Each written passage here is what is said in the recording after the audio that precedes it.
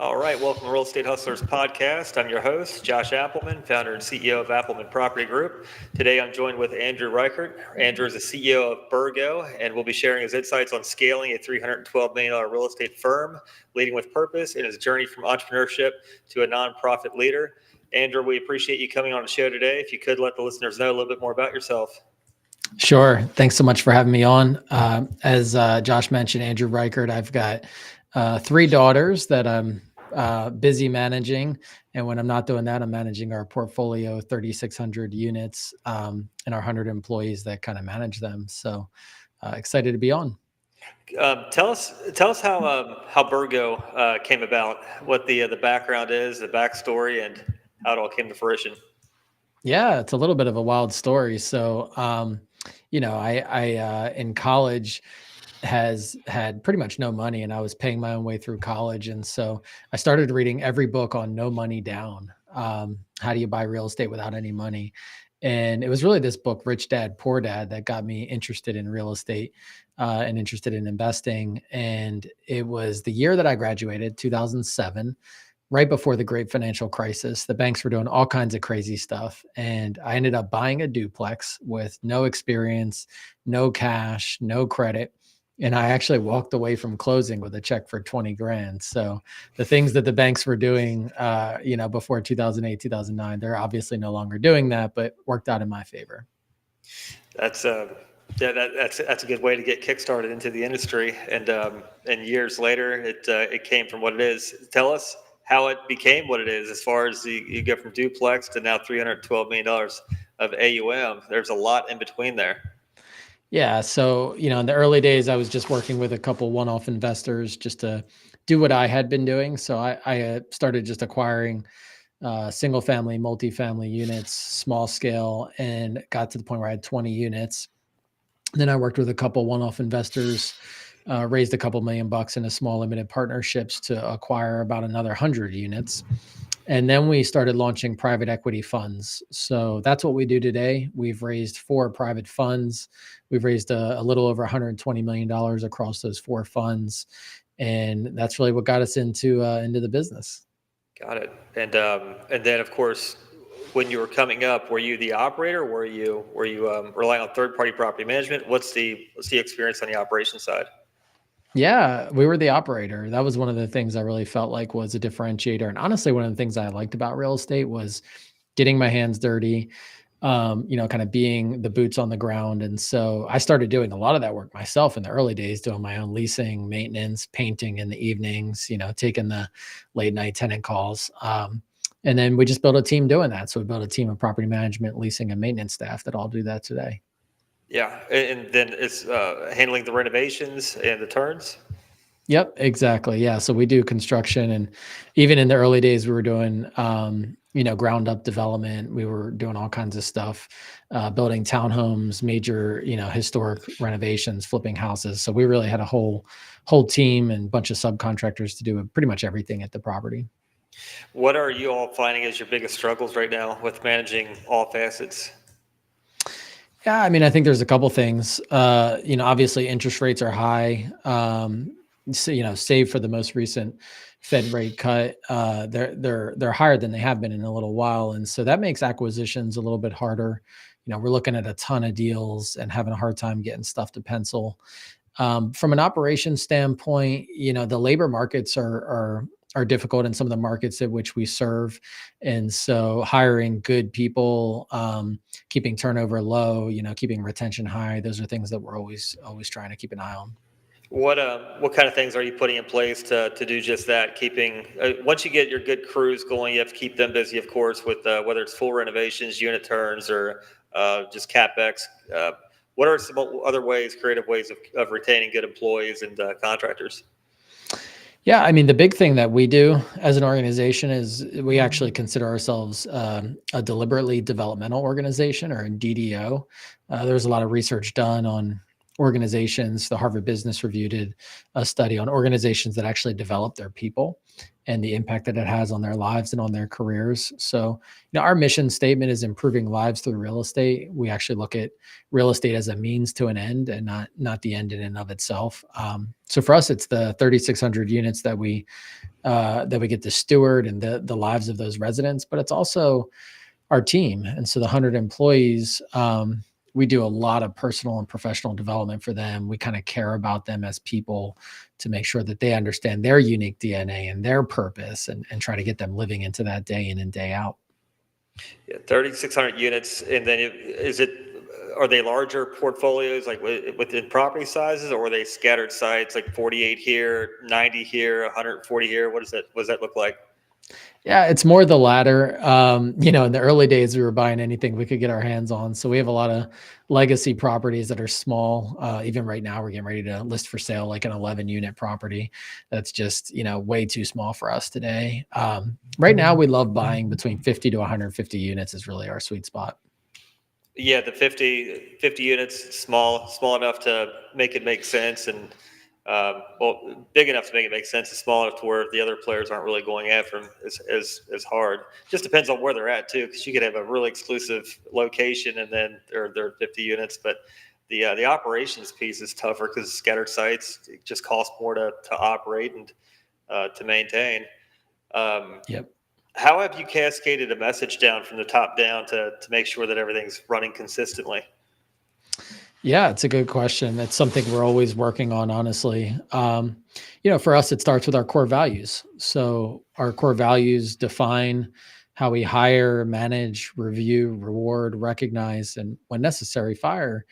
Um, and one of our core values is excellence. And so we as an organization strive for excellence. We don't always get it right, but excellence is a core value that we try to live by. And so when we're not doing things to an excellent standard, we call it out, and our folks will call their peers out, and we hold each other accountable to make sure that we're upholding our operations to a high standard.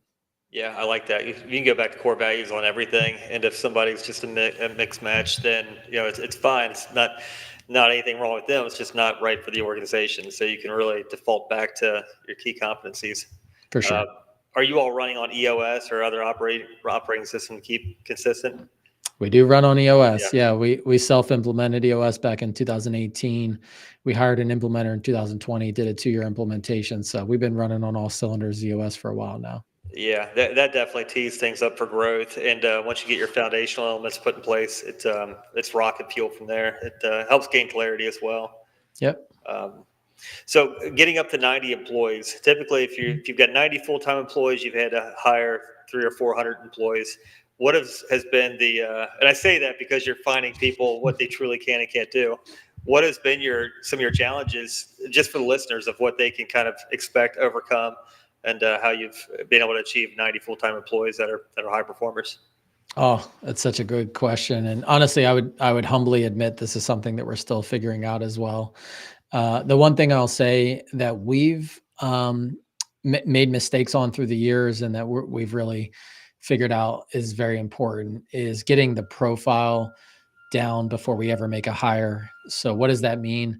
One of the big things for us is we do behavioral assessments, we do cognitive assessments, we do strengths finder, we do motivational assessments. So we really want to understand what is the DNA we're looking for in this hire, and what is the DNA of the candidate pool. A very detailed job success profile. So what does success look like in this role? Not just the job description. What are the key metrics? What are the success criteria? And so getting all of that down has been key to making good hires and retaining good folks. Yeah, and that's one of the biggest investments to a company is your personnel, and investing back into them and making sure that you can retain them as you spend time to develop them, and make sure that everyone's in alignment and interests are met.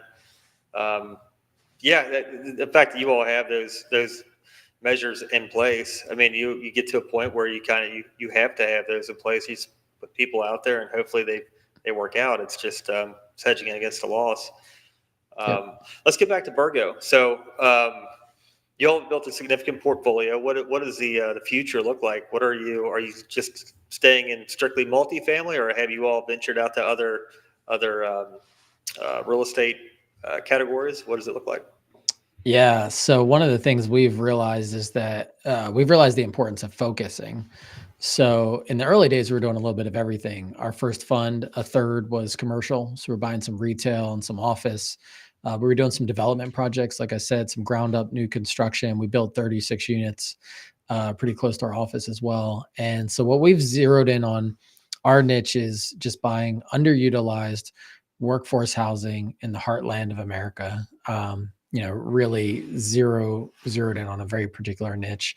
And we think that's going to help us scale. So today we actually have a little bit closer to 350 million of assets.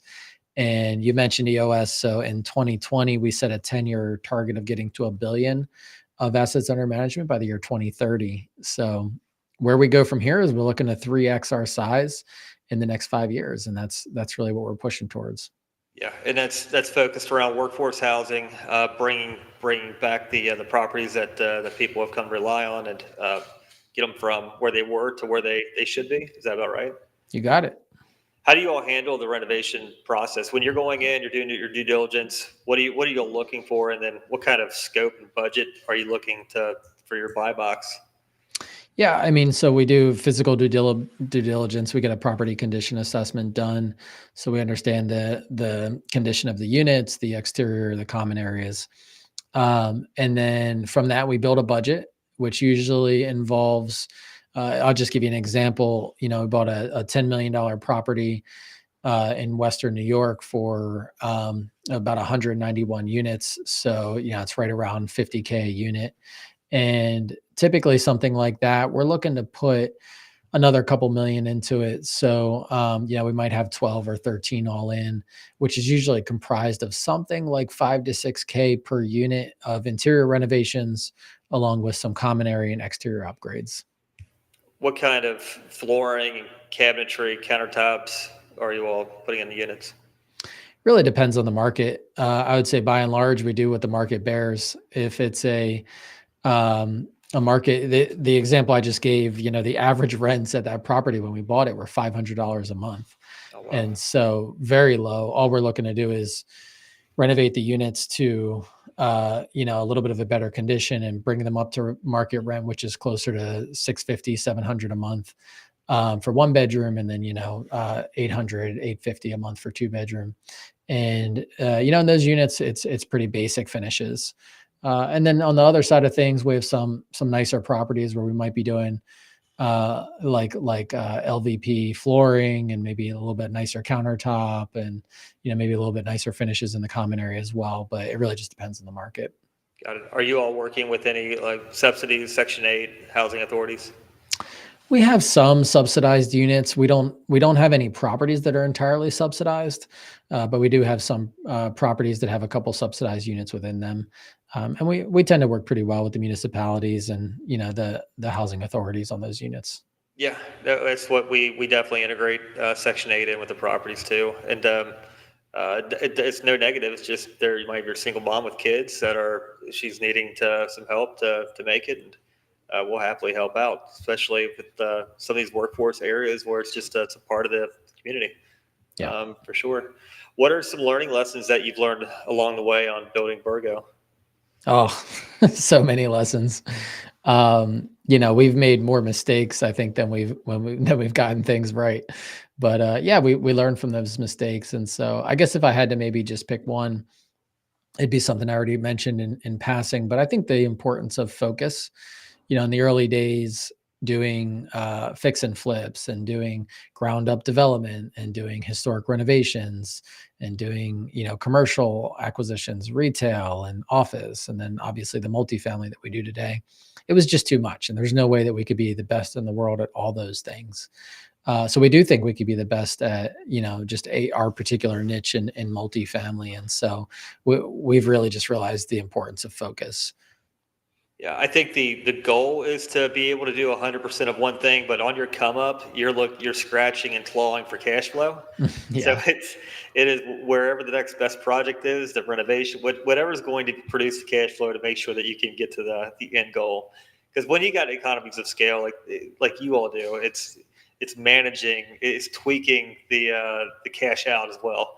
If you can use a better paint that instead of say a flat where you don't have to paint the entire unit again the next turn, then that could save substantially amount of money on a portfolio that size. Or if, say PVC trim versus wood, just different things. So it's when you get to economies of scale, you can tweak your business in different facets. But on the come up, it's definitely where's the next best deal, and where's it going to take you. But because we've had a mixture of the same. I mean, you might have there's some really cool looking properties out there, like historic properties that you can make look, I mean, just brand new too. So Yeah. you mentioned historic. Cool. What are some top 2 to 3 things that you would tell an entrepreneur who wants to build a successful business? Yeah, top 2 to 3 things. So I'm going to go through what I tell entrepreneurs kind of day in and day out. So I developed what I'm calling an operating system. So you're familiar with EOS, kind of an operating system for your business. At our company, we developed an operating system for your life. We call it ROS, which stands for the Rhino operating system. The Rhino is kind of our unofficial mascot here at our company, Birgo. But the first thing, and I'll just kind of go through the components. The first thing is the who component. So it's really all about understanding your unique DNA. I think so many entrepreneurs, myself included, don't really start from a position of self-awareness. So that's why we do all these assessments. When I took a sabbatical a couple years ago, I dug deep into my unique DNA to say, hey, what's the unique ability? What are the things I really should be doing? And what are the things I shouldn't be doing? And let me get some help with those things. So start with your unique DNA. You know, Simon Sinek says, start with why. I say, start with who. So that's the first thing. The second thing, then your who should inform your why. And so then it's all about your purpose. And I'll just make that my second and kind of final piece. But I think beginning with the end in mind and asking yourself the question, what do I want to be true of me when I'm no longer here? How do I want to be remembered? Again, I just think so few entrepreneurs, so few individuals ask themselves that question. So we've developed the operating system around that just to help people understand that. Again, it's the Rhino operating system. ROS Journey is where we talk about that, rosjourney.com. Oh, that's cool. Okay, rosjourney.com. And I guess it starts with the end in mind, but then you backpedal it to where you can gain clarity around what you're doing, and then the who is basically why you're here. I like that. That's just gaining clarity is huge. That's why EOS. I mean, if you could paint the picture, then it's just the journey to get there. Yeah, and that's how we round it out. So the who and the why inform your what, which is all about the alignment of your passions, your proficiencies, and your purpose.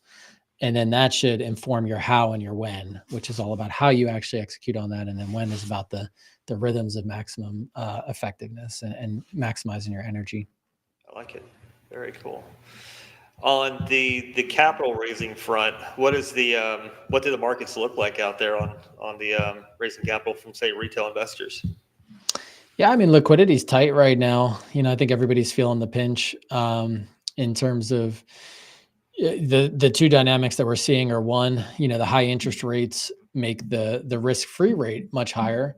And so a lot of investors are saying, hey, if I could get 5% in T-bills, you know, why would I take risk investing in real estate if I can get a good risk-free rate? So I think that's a very valid objection, and making it a little bit more difficult to raise capital for deals. Also making the need for the total IRR on deals to be a little bit higher for it to be juicy enough for folks to want to jump in. So we're seeing that. And then a little bit of an acute observation that I'm seeing, I think a lot of folks are just sitting on cash until after the election. So I think everybody's kind of saying, hey, we don't know. On both sides, by the way, both sides of the spectrum are saying, hey, we're just sitting tight until the election's done just because of uncertainty. Yeah, no, I definitely agree. It's the election year, and then the stock market keeps on getting higher and higher. So Yeah. Wow, it's incredible. What advice would you give someone who's out there trying to raise capital for their project, their deal? Yeah, I mean, if you're raising capital for a project, I think the advice I would give is make sure that your underwriting is like spot on. The term we use here in our company is, if it's not 100% correct, it's garbage. You know, it's like your underwriting has to be perfect. There is no 95% good enough when it comes to underwriting. So underwrite the deal. You know, we're spending way more time underwriting these days than we ever did, just because it's a lot harder to find deals that work. And so that actually requires a lot more work underwriting.